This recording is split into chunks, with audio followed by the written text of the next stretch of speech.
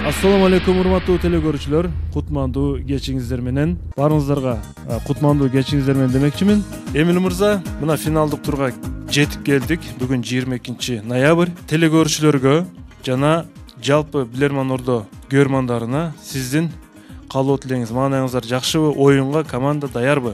Саламатсызбы, урматтуу алып баруучу? Саламатсыздарбы? Биздин илимге, билимге аркасынан сая түшкөн урматтуу акылман элибиз, саламатсыздарбы? Билерман Ордо интеллектуалдык оюнун дайыми калтырбай көргөн биздин активдүү көрөрмандар.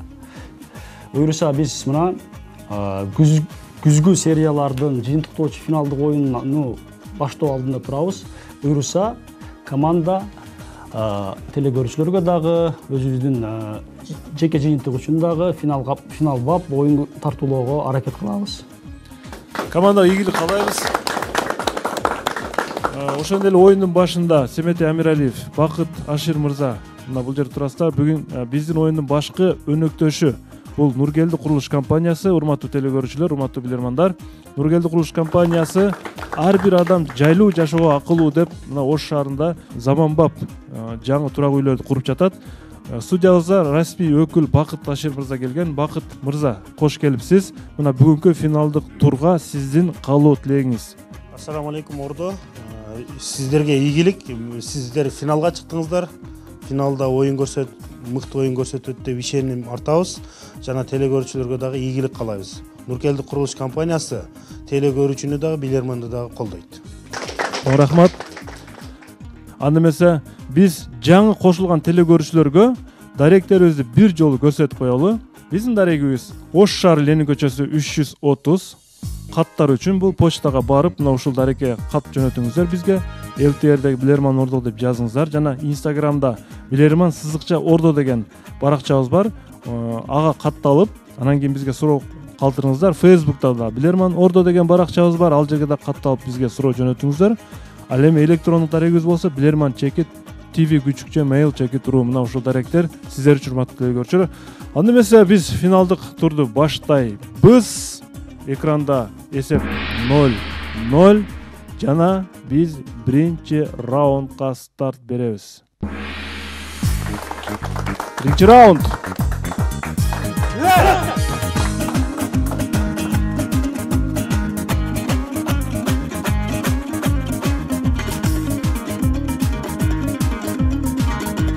Финалга чейинки эң акыркы оюн Бек Турган Мизамидин уулу командасында болду. Ал командада жакшы көрсөтүш менен аяктады, бирок бир упай менен телекөрүүчүлөр жеңип калды 6-5 эсебинде. Биринчи раундда командага каршы Эмирлан Эсенбеков аттуу телекөрүүчү суроо берген, Чүй облусунун тургуну. Урматтуу билермандар, атактуу футболчу Герт Мюллер өзүнүн үйүндө ата калыска таанылган футболчулардын сүрөтүн илип койчу. Ал ушуга атайын коллекция катарындагы ошондой алектенген. Ар бир футболчулардын сүрөтүнүн алдына атайын бир нерсе жазылган текче бар болчу. Ар бир футболчулардын сүрөтүнүн астына бир нерсе жазылган текче дагы бар болчу. Бирок бул бир футболчунун астындагы текчеде эч нерсени жазган эмес. Урматтуу билермандар, башка футболчулардын текчесинде эмне жазылган жана мунун алдына эмне үчүн жазылган эмес? Урматтуу алып баруучу, жооп мөөнөтүнөн мурда даяр. Жооп беребиз. Ким жооп берет? Эрлан Алтыбаев. Урматтуу алып баруучу, эгерде мен памятиме адашпасам, бул жерде Лев Яшин тууралуу сөз болуп жатат. Лев Яшин өзүңүздөр билесиздер, атактуу дарбазачысы жана алтын топ алган атактуу жалгыз дарбазачы болуп эсептелет. Таблица деп атабы, таблицанын алдында бул башка атактуу футболчулардын алдында мындай канча карьерасына канча гол киргизгени жазылган. Лев Яшин өзүңүздөр билесиздер, бул дарбазачы, бирок атактуу дарбазачы жана футболчу болгонуна байланыштуу Герт Мюллер ошонун сүрөтүн илип койгон жана анын астында текче гол киргизгенине байланыштуу пустой болгон. Мен жоом ушундай. Эсеп 1-0. Жооп туура. Команда мөөнөтүнөн мурда упай алды жана 1 мүнөт команданын бүтүндөй эсебинде кала бермекчи. Оюн улантылат. Экинчи раундга старт беребиз. Экинчи раунд.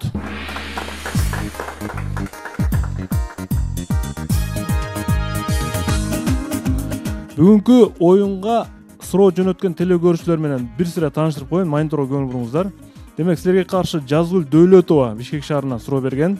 Мимоза Жаныбек кызы Нарын облусунан, Нурлан уулу Ош шаарынан, Нурайым Сыдыгалиева Бишкек шаарынан, Кадыркул уулу Жакшылык Бакай Ата району Талас облусунан, Шамырбек Чаров Өзгөн районунан, Алексей Гладышев Санкт-Петербург, Айдана Алынбаева Бишкек шаарынан жана Актив Дизайндын суроосу, ошондой эле Блиц раунд бар. Жана экинчи раундда кимдин суроосу?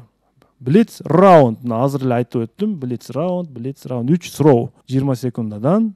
10 жылдык тажрыйба, ынтымактуу жамаат, кесипкөй адистер. $1 69 сом 80 тыйынга бааланган туруктуулук. Баштапкы төлөм 20%, бөлүп төлөө мөөнөтү 30 ай. Кең экологиялык аймак, суу бойлой аллея, арзан жана мыкты сапат. Мунун баары Нургелди курулуш компаниясында. Нургелди курулуш компаниясы ар бир адам жайлуу жашоого акылуу.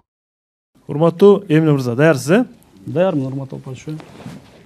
Сизге каршы Ош шаарынан Эрлан Мамасалиев суроо берет. Фото суроо жөнөткөн сизге. Бул көчөдөгү рекламалык шитте эмнени жарнама кылышмакчы болгон? 20 секундда кетти.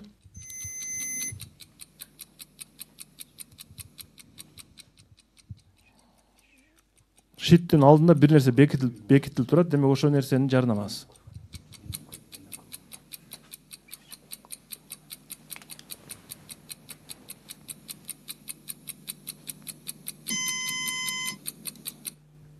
Эмиль мырза, эмне бекитилип турат бурчта? Өчүргүч же болбосо макулатураны жана кагаз кайра иштетип турган машинка окшойт. Өчүргүч же кагазды кайра иштетүүчү бир нерсе. Ошол машина, аппарат. Сиз эки вариант айтып атасыз, мага бирөөсүн айтсаңыз. Өчүргүч болсун. Өчүргүч. Эмне себептен деп ойлойсуз? Себеби баннер, биз көрүп аткан сүрөттөгү баннерден турган жеринен жок болуп аткан, же болбосо бүктөлүп аткан көрүнүш үчүн. Түшүнүктүү. Жооп кабыл алынат. Эми мен жарнамалык шиттин толук көрүнүшүн сизге сунуштап атам. Бул кадимки тиш пастанын рекламасы болчу. Тиш бекем тиш, демек керек болсо жарнаманын өзүн да тиштеп айырып салат деген бир маанини берип атат, урматтуу Эмиль мырза.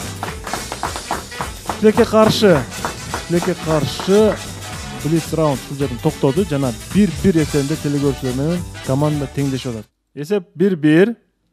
Бүгүн финал жана 3-чү раундга старт беребиз. 3-чү раунд.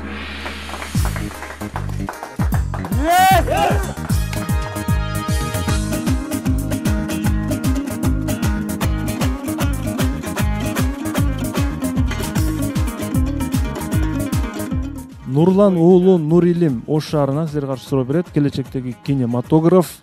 Мен суроону окуйм.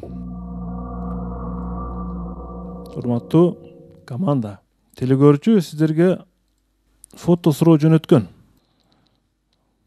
Сиздердин назарыңыздарда дүйнөгө белгилүү инсандардын сүрөттөрүн көрүп турасыздар. Сүрөтчүлөр, Винсент Ван Гог, Пабло Пикассо, Фрида Кало жана Анри Матис. Булардын автопортреттерин көрүп турасыздар. Автопортреттер булар.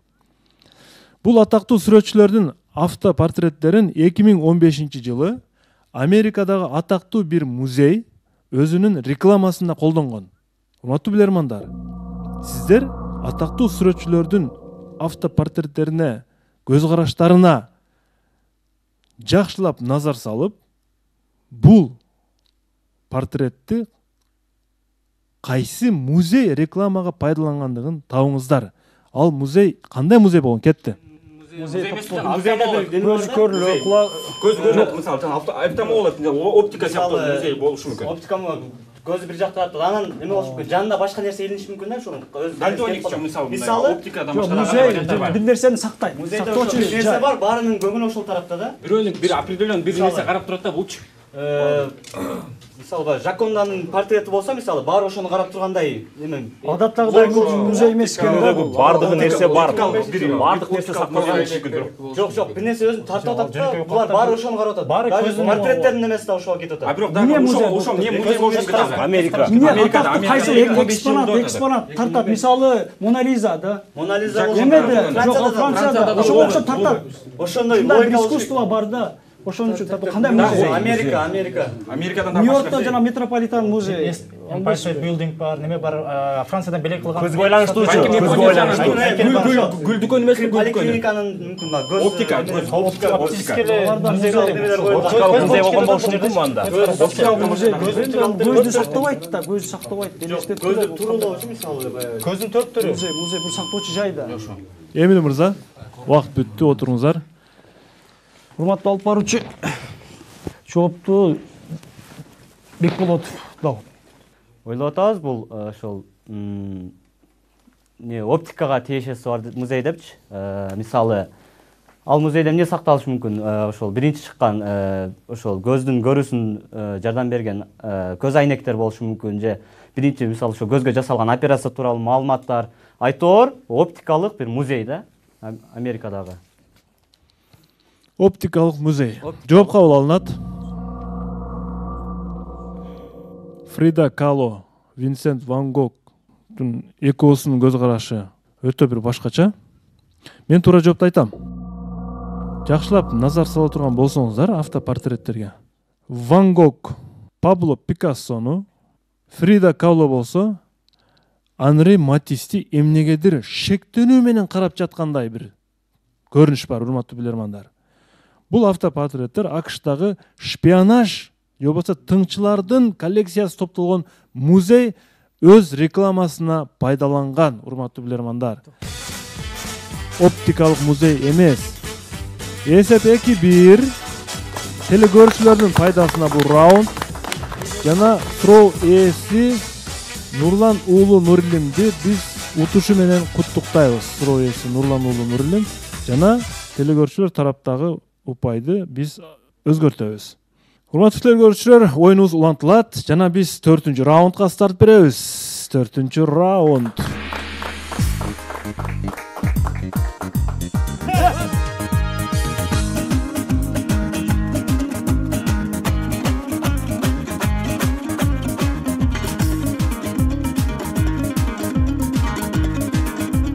Кадыркул уулу Жакшылык, Талас облусу Бакай район тургуну сизге каршы суроо берет. Урматтуу билермандар. Учурда социалдык тармактарда, телефондордо GIF форматындагы бир топ видеолор бар, сүрөттөр бар. Туурабы? Мен ушундай бир GIF көрдүм дейт телегөрүүчү. Ал GIF ушундай финт форматында болчу дейт. Ал жерде жаш бала, өспүрүм бала кадимки футболдук топту буту менен айландырып ойнап аткан GIF бар дейт. GIF токтобойт, билесиздер, буту менен топту айландырып атат. Элестетиңиздер, буту менен айландырып атат, топ айланып атат. Мына ушул көрүнүштү дейт.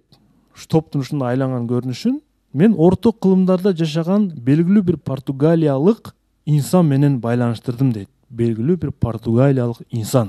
Урматтуу билермандар. Ал инсандын аты ким? Бул топтун айланышы менен ал инсандын кандай байланышы бар болуп калды? Кетти минутта. Васко да Гама. Магеллан болушу мүмкүн. Магеллан.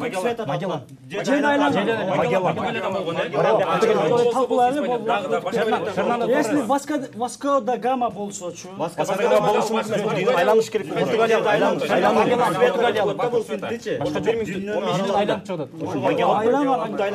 Магеллан бирок бул толук айланып өтпөгөн да, ал эмеге токтогон балким баягы фильмде да толук айланган эмес топ. Балким толук айланбайт. Анын кемеси Виктория келген Орто кылымда башка адам жок да Португалияданчы. Васко да Гама, Корольдор мисалы.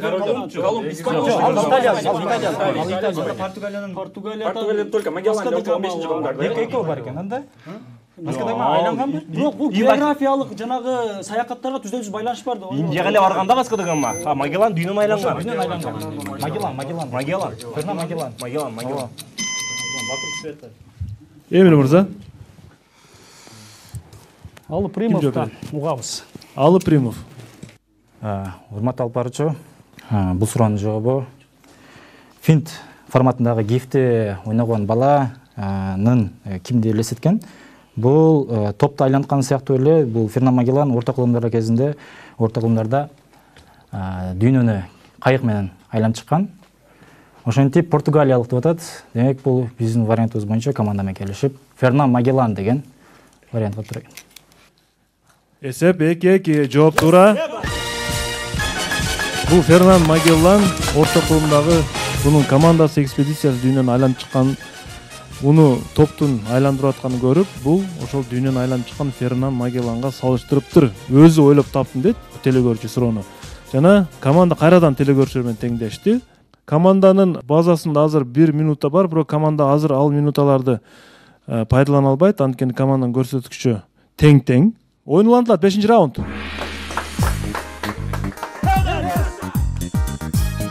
Телекөрүүчүлөр бүгүн Эмил Бакановдун командасы финалдык турда ойноп жатат. Күзгү сериялардын финалдык туру 6-1 эсебинде бул команда финалга чыккан. Буга чейинки көрсөткүчү менен ага чейин командаларда бир топ аракет кылышты. 6-3 эсебинде Арген Шерматовдун командасы аракет кылган. Нурайым Сыдыгалиева Бишкек шаарынын тургуну сиздерге каршы суроо берет.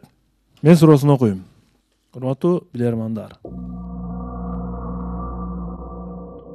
Сиздерге мен сунуш кыла турган сүрөт дейт телекөрүүчү. Мына мындай сүрөт дейт.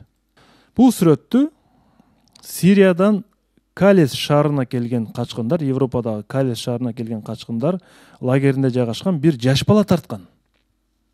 Дуалдагы сүрөттү. Сүрөттүн аталышы Сириядан келген качкындын уулу деп атаган. Ушундай аталат экен. Бул сүрөт бир топ резонанс жараткан. Сиздерге суроо, урматтуу билермандар. Бул сүрөттү тартуу менен сириялык бала кимди назарга туткан? Бул жерде кимдир бир белгилүү персонанын бети жабылып турат да. Кимди назарга туткан бул бала? Кетти минута.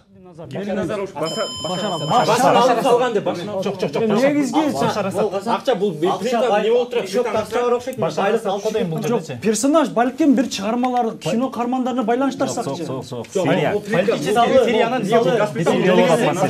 Сирияны көбүнчө Америка менен байланыштырсак. Негизи Башар Асад Сирия кризисинин келип чыгышына негизги себепкер. Анан Америка менен да байланыштырып келе жаткан, мисалы Америка акчаны урдаганы башкасы. Американ президенти эмесби мисалы? Жок, балким ошо бул жабыр тарткан бала тартып атат да сириялык качкын. Ошо бул күнөөлүү. Демек буга ким күнөөлүү? Буга ким күнөөлүү? Башар Асад.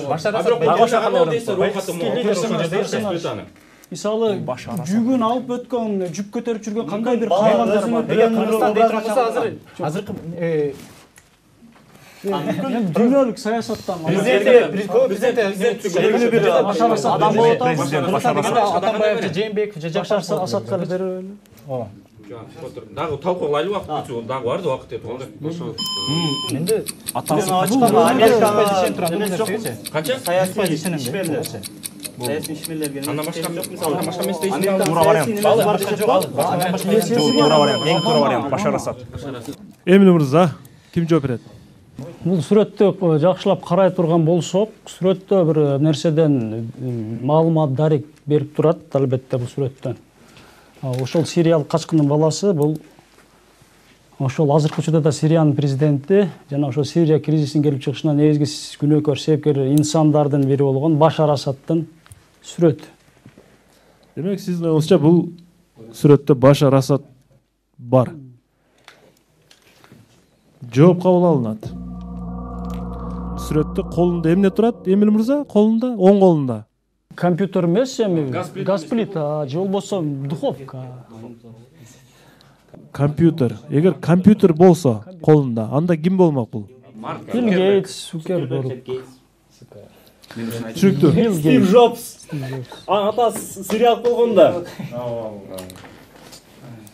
Мен туура жоопту айтам, урматтуу билермандар. Тагыраагы туура. Сүрөт бул Стив Джобс болчу. Урматтуу команда. Махмудай Султановдун пикири бир топ кеч келди. маани беришибиз керек болчу да. Стив Джобс, караңыздар, Стив Джобс. Жаш баланын кыялы, бала кыялданып атат. Мен Стив Джобстай бир акылдуу болсом деген кыялым бар болчу. Бирок согуш мени өз жеримен айдады деп Стив Джобс өзүнүн жеринен качып атат деген бир маанини көрсөткүсү келген, урматтуу билермандар. Эсеп 3-2. Эсеп 3-2. Жол издедик, жылдап, айлап, жумалап. Максаты бар кеме көлдө сөз алат. Кубат алып жолго чыкты Нургелди. Курабыз деп, көрктүү, жайлуу имарат. Нургелди курулуш компаниясы. Ар бир адам жайлуу жашоого акылуу. Ойнулантылат. 6-чы раунд. 6-чы раунд.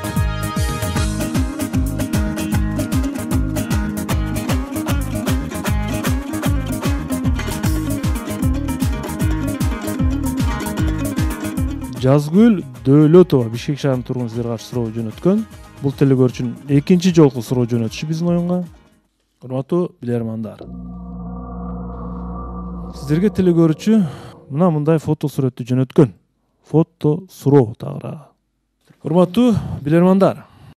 Бул Португалиядагы бир чиркөөнүн ичиндеги эшик. Узундугу, бийиктиги 2 метр. Туурасы болгону 32 сантиметр. Урматтуу билермандар. Чиркөөдөгү бул эшик кайсыл жака алып барат анда? Кеттим мынта. 32 сантиметр, 2 метр элестетилет. Жер. Өлгөн адамдын маркумду алып барып. Маркумду алып барып. Бул чиркөө деп атат. Балким Иса Алейхиссаламдын карта калса кандай болот? Эстелик мындай эриште келип, эриште келип өтө кичинекей сыйынууга кабыл алат дегендей. Белгилүү жер да. Өтө кичинекей диаметрден Күмбөз болушу мүмкүн. өтө кичинекей диаметрден чал чыгып кеткен дейт да. Бирок 32 сантиметрге биз батпайбыз да. Мындайына жанынан батабыз. Ошондо да айтат го, мен бая башым батат, бирок баягым батпайт дейт да. Анда бул жагынан кириш керек болот. Бирок каяка барат? Мүрзөгөбү? Баруучу дарек табайлы каяка? Именно каяка? Мен кайсы болушмун дагы. Иса Алейхиссаламга байланыштырсак кимге барабыз? Тамга, мисалы ушу Иса Алейхиссалам тамга. Дымахот эгер Иса Алейхиссаламдан алып турган болсок мындай дымахот менен кирет эле го, мындай чыгып кетет эле го. Же болбосо Португалия. Балдар киргиле таштагыла. Португалия. Португалияда чиркөө, католик чиркөөсү менен байланыштырайлы. Диний жактан байланыштыралы. Португалиядан алабыз. Португалияда дагы. Дымахот Португалия Европанын эң четинде жайгашкан ошол. Деңизге жакын. Деңизге жакын. Деңизге алып барсам не болот? Деңиз бейиш деген нерсең бир аз неме Май кылган. Мисалы жана немеден өтө кооз жерге алып барыш мүмкүнбү? Португалияда өтө кооз жер кайсы анда? Португалияда бирок мындай Чиркөөнүн жарым аралы бар. чиркөөдө болгонун себеби ошол эриштелерге же немеге ишеним, динге ишеним катары. динге эле динге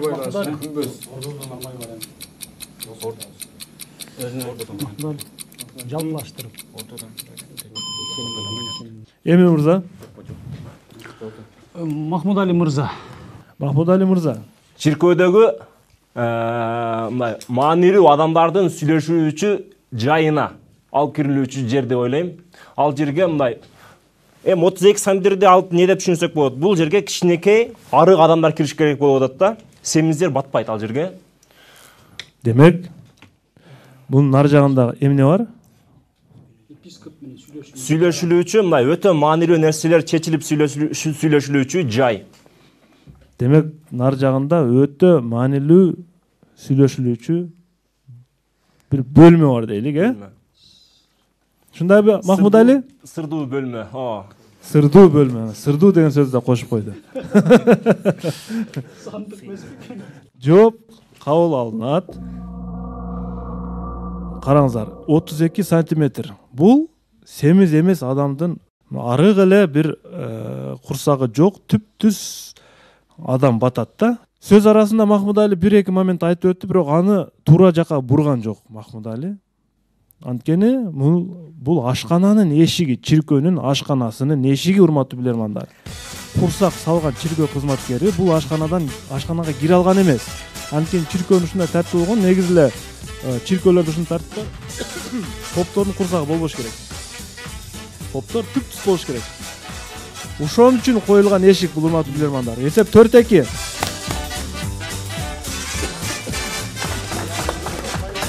4-2. 2 упай артта калып атат Эмил Бакановдун командасы. Оюн улантылат 7-чи раунд.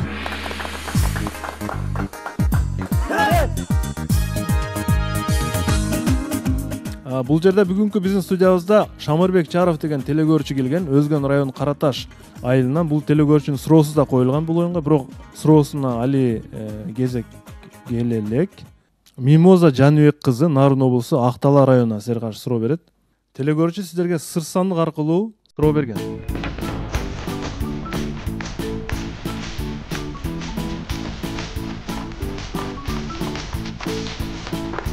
Даут мырзанын жанында турат. Даут келечектеги дарыгер. Даут мырза, сандыкчанын ичинде кандай предмет бар деп ойлойсуң? Мындай 6-чы туймуңузга таянып, мындай жумшак, катуу, жесе болот же болбойт деген. Оюмча жесе болбойт турган катуу нерсе бар. Жесе болбой турган катуу нерсе бар. Эми суроо. Сыр сандыкчанын ичиндеги нерсени алгач эркектер үчүн, башкача айтканда аскер кызматкерлери үчүн ойлоп табышкан. Анткени ал тең салмактуулукту, тактыкты жана сымбаттуулукту жакшыртуу үчүн ошолор үчүн ойлоп табышкан, ошолор үчүн чыгарышкан, ошолор колдонгон. Андан кийин бул нерсени аскердик эмес адамдар, жөнөкөй эле адамдар ээлеп алышып, алар дагы колдоно башташты. Жана 18-чи кылымда гана мындан эркектер баш тартып, бул биздики эмес экен деп, акыры аялдык жана аялдык атрибутка айланды бул. Аялдар колдоно баштады. Тегиз колдоно баштады. Урматтуу билермандар, сыр сандыкта эмне бар? Кеттим та. Каблук бар го дейм. Себеби аскер адамдар мен кайталайм, силер бышыктайсыз. Биз мисалы эркектер үчүн чыккан биринчи тең салмактуу сымбаткерлер жүргөндө, ер үстүнө жүргөндө, үзөңгүдөн бутта. Жок, бул 18-чи кылымдагы Европа малында туалет болгон себептен, көчөлөр ыпас болгон себептен атайын бийик такалуу кийимдер кийип жүрүшкөн.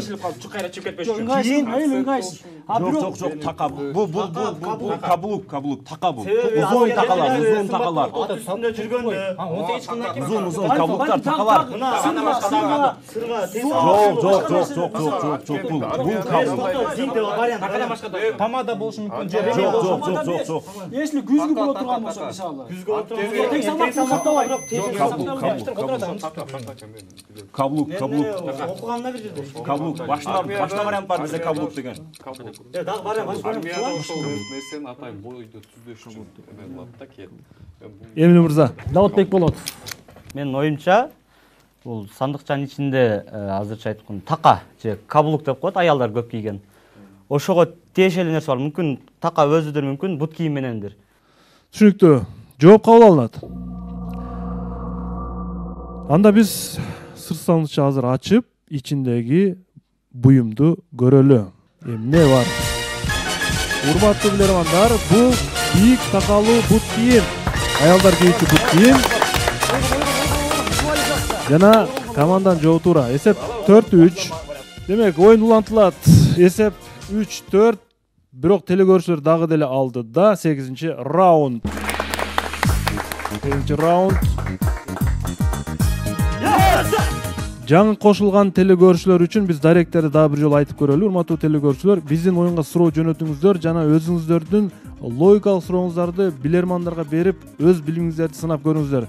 Ош шаар Ленин көчөсү 330 жана билерман ордого деп жазыңыздар. Жана ошондой эле билерман сызыкча ордо биздин Инстаграмдагы баракчабыз. Катталыңыздар жана суроо жөнөтүңүздөр. Айдана Алынбаева Бишкек шаарынын тургуну сиздерге каршы суроо берет.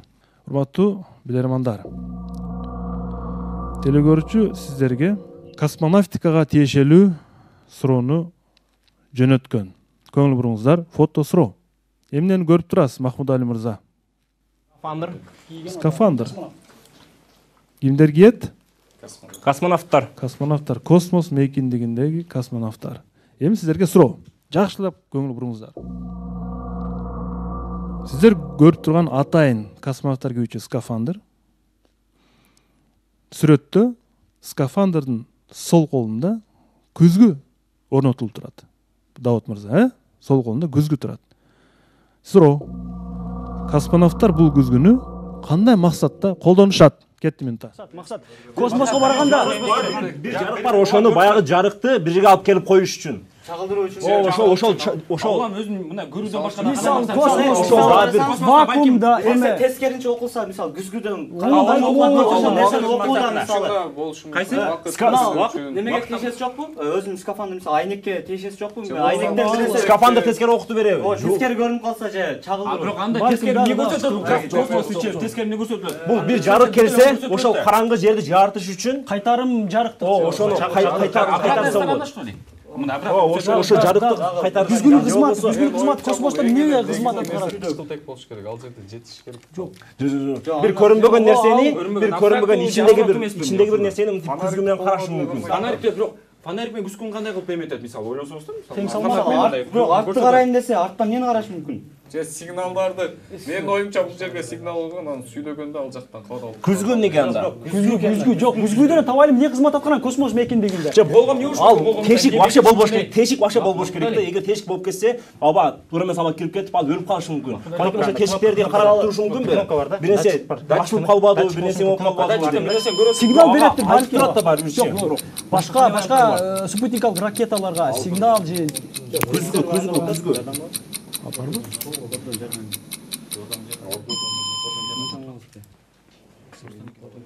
Эмил мырза, убакыт бүттү. урматтуу алып баруучу суроону ордодон жардам ала келиңиз. Урматтуу Ордо, 20 секундда кетти. Өзүнө беттеги кайсы бир процессти билиш үчүн сакал алуу. Сакал алуу. Ошо күзгүнү тоздачы балким буланып калып тербейт. Сиз кандай ишениңиз? Ишендүү түрдө бул? Дем алып жатабы, дем албай атабы дегендейби? Ол жок, саат жок, сакал алуу дейт эми мисалы. Кайсы бир жүзүндө кайсы бир процессти билиш үчүн сен өзүн өзү көрбөйт да. Баягы мындай болсо, мына как раз мына жеринде болуп атат да. Кайсы бир кандай процесс болуп атат? Космосто деле ошол функцияны аткарабы? Космосто деле. Сакал деп атам да балким. Сакал алууга мүмкүнчүлүк барбы космосто мисалы эметкенде? Өзүнүн кайсыл жери жана текшилип калган, могу жерин текшерип тастап Сакал алуу. Ордо, убакыт аяктады. Убакыт бүттү.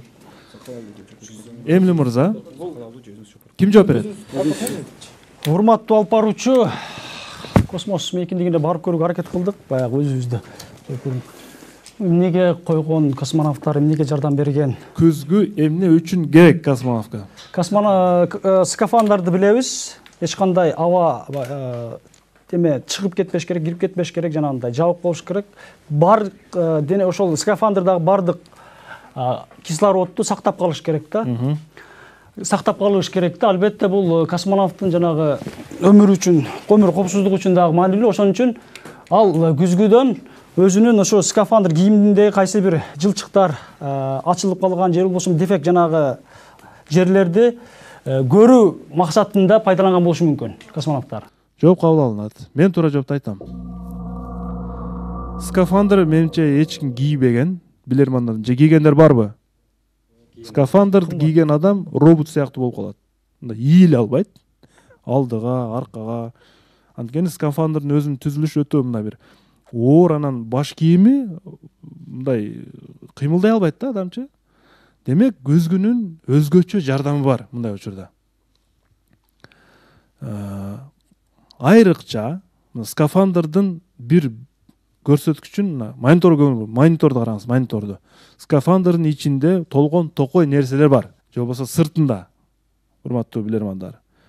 Кайсы бир жеринде бир темир турат, бир жеринде бир кандайдыр бир өткөргүчтөр турат, Ошол убакта мен суроонун жообун толуктап айтып коеюн.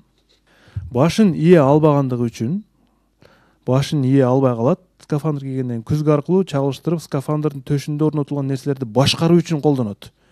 Скафандрдын көкүрөк тушта ушундай бир нерселер бар. Ошону башкаруу үчүн колдонот. Мында карайт дагы кайсы кнопканы кайсысын басыш керек. Жылчык үчүн эмес, урматтуу Эмил мырза. Тилекке каршы жооңуз туура эмес, Эмил мырза. Жана жалпы эсеп 5-3. Жана телекөрүүчү Айдана Алымбекованы биз суроосу үчүн куттуктайбыз. Жана жеңишке утушка ээ болду бул телекөрүүчү. Коомго айтчу, чоң жаңылык жар салып, колу коңушу туугандарга айталык. Эмгек менен иш баштады Нургелди, элге кызмат кылуу үчүн там салып. Нургелди курулуш компаниясы. Жашообуз жакшылыктарга бай болсун. 9 раунд.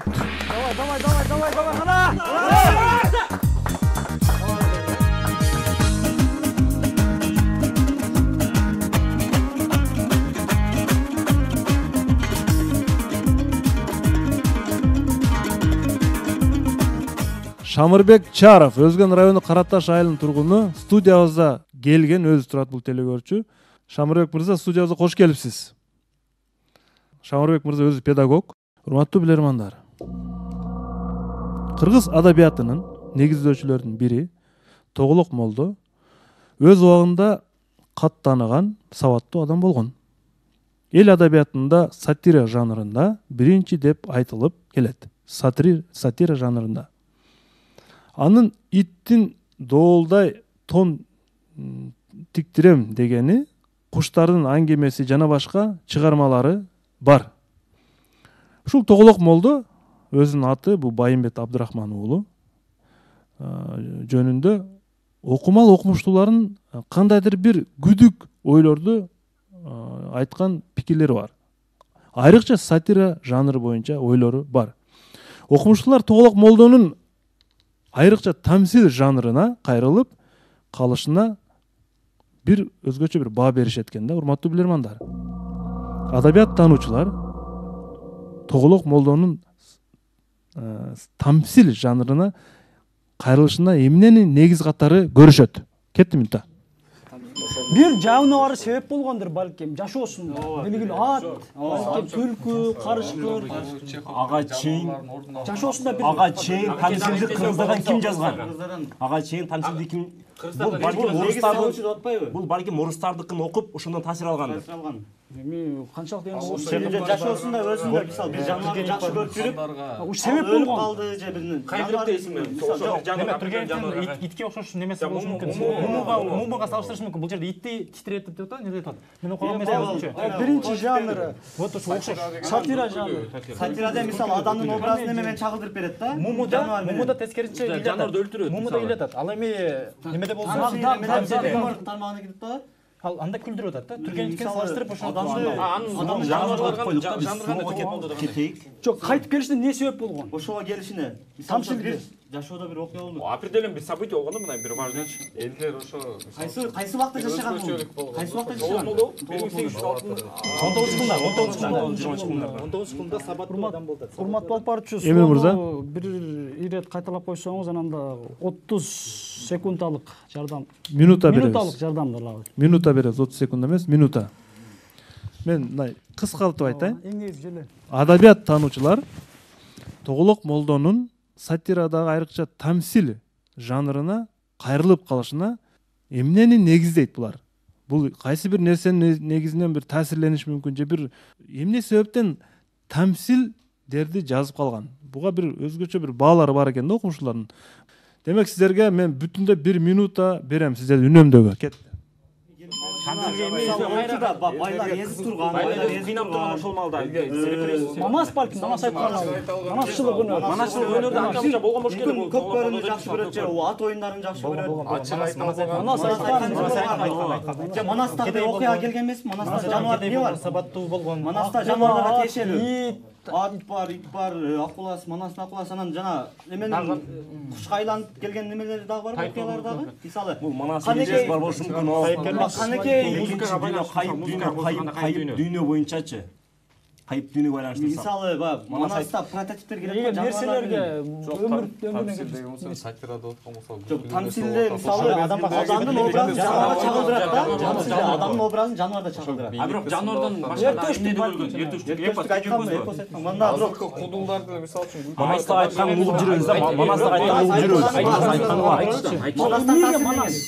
Манаста жаныбардын эмелери кайып дүйнөсү бар. Кайып болгонго мисалы жаныбарлардын Эмил мырза. Карабеков Өмүрбек жооп берет. Өмүрбек Карабеков, команданын оюнун улап кете турган жооп айтасызбы же жокпу, көрөбүз. Урматтуу алып баруучу, биз бул жерде команда менен талкууладык. Анан ар түрдүү варианттар келди да.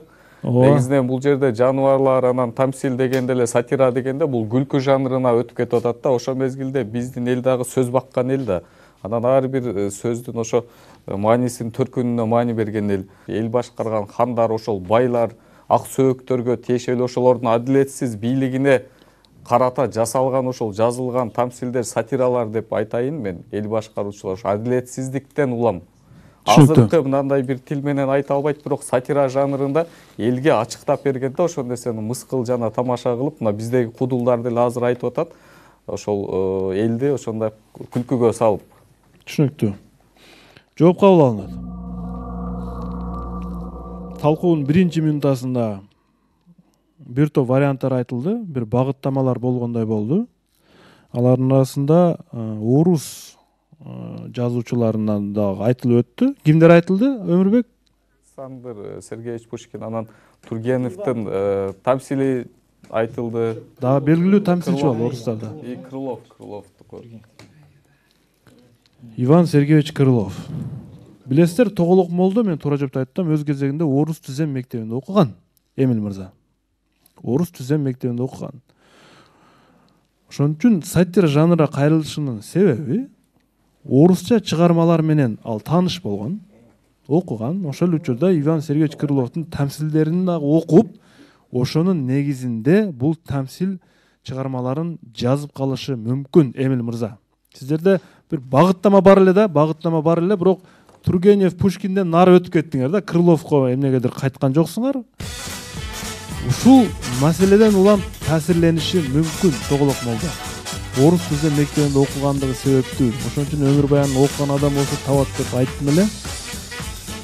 Тилекке каршы ушундай жыйынтык менен команда бүгүн ойнодо. 6-3 эсебинде Эмил Бакамовдун командасы финалдык оюнду жыйынтыктап атат.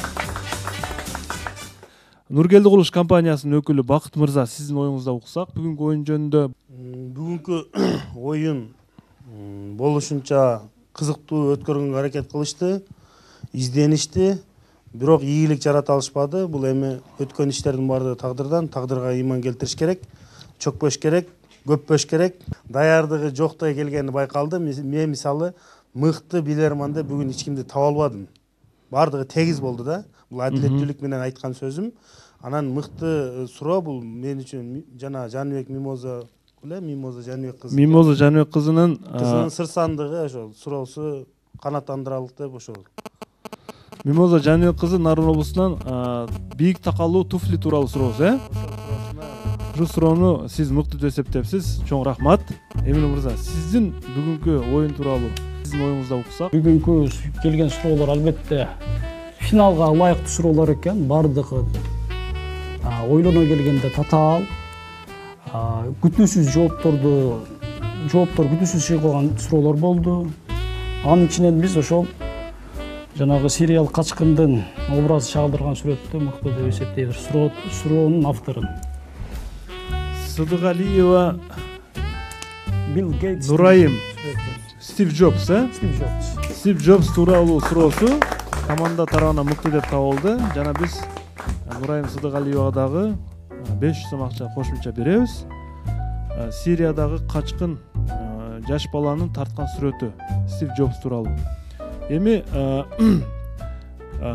бул жерде Бакыт мырза, сиздин командага берилчү сыйлыгыңызды тапшырып коюңуз. Команда капитаны кабыл алып коюңуз. Эмил мырза, бүгүнкү көрсөткүчүңүзгө жараша сыйлык берилди. Жана биздин дагы бир телекөрүүчүбүз Муратбек Кадыров бүгүнкү оюнда ушул мыкты телекөрүүчүгө жана мыкты билерманга дагы акчалай сыйлык берүүнү чечкен. Демек азыркы Нурайым Сыдыгалиевага акчалай сыйлык жана команданын ичинен Темете мырза. Урматтуу алып баруучу, бул жерде мен өзүм жеке пикиримди билдиргим келип атат. Анан сиз өзүңүз карап чечсеңиз керек. Бул жерде эки билерманды мен көрсөттүм. Ушул экөөсү мыкты болду деп. Ошондуктан биздин азыркы демөөрчүбүз бирөөсүн колдой турган болсо, мен бирөөсүн колдойн. Анан негизи мен команда жеңген учурда берейин дедим эле, бирок команданын Бишкек шаарынан атайын келгендигин эске алып, бүгүн команда жеңилүүгө учураса дагы мыкты билерманга биз сыйлык беребиз. Эрлан мырзага, Махмут Али мырзаны. Мен Эрлан мырзага анда Муратбек Кадыровдун атынан 1000 сомду ыйгарайын, 1000 сомду. Жана сиз Махмут Али мырзага сиз сыйлыгыңызды бериңиз. Макул, болот. Аракети жакшы команданын Жана мына бүгүнкү утушка ээ болгон 6 телекөрүүчүнү тең биз куттуктайбыз. 6 телекөрүүчүнү мыкты суроолор үчүн. Урматтуу алып баруучу, урматтуу билермандар жана урматтуу демөөрчүлөр, урматтоордо учурдан пайдаланып ушундай эрезеге жеткирген мен ата энеме терең ыраазычылык билдирем. Эгерде ата энем болбосо, жана бир туугандар болбосо мындай деңгээлге жетпейт элем. Чынында рахмат. Жана телекөрүүчүлөр оюнду көрүп баалап деген ишеничтемин. Ата энем Алтыбай апам Талайбүйгө терең иштерден таазим этем. Ушуну мен эрезеге жеткирген үчүн чоң рахмат.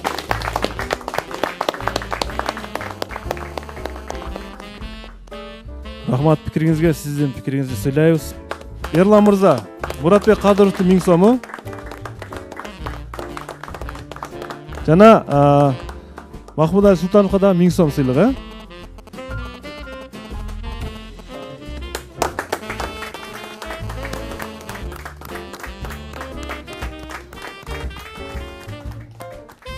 Чоң рахмат, урматтуу телекөрүүчүлөр. Биз утушка болгон бардык телекөрүүчүлөрдү куттуктайбыз. Урматтуу телекөрүүчүлөр, биздин оюнга активдүү катышыңыздар, суроо жөнөтүңүздөр. Билермандардын интеллектуалдык оюну, акыл дарамети менен акчалуу утуштарга ээ болчу теле оюн. Бүгүнкү финал ушу менен жыйынтыкталды. Кийинки жекшембиде биз сериялык оюндарды кайра баштайбыз. Техникалык топко ыраазычылык билдирем. Биздин эксперттерге жана биздин конокторго дагы чоң рахмат. Билеги күчтүү бирди жыгат, билими күчтүү миңди жыгат. Кайрадан көрүшкөнчө, ассалому алейкум, аман болуңуздар.